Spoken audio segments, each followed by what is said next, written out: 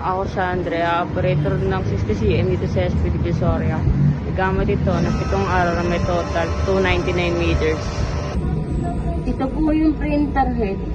Ang huling palit po sa color, December 2024. Sa white naman po, January 2025. Ito po yung copy na may 60% good condition pa po. Head clean.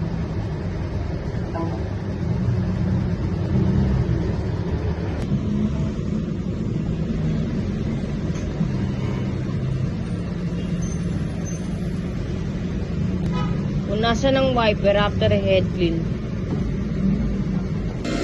Nasal check.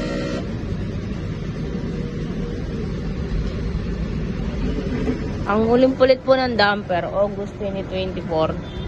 Ang waste ink na linis kahapon.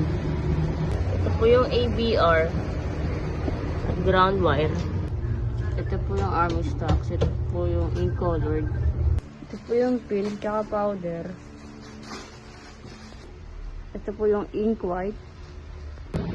Consumables. Nag-consume ako ng 5 powder. 4 sa white. 3 sa film. 1 sa cyan.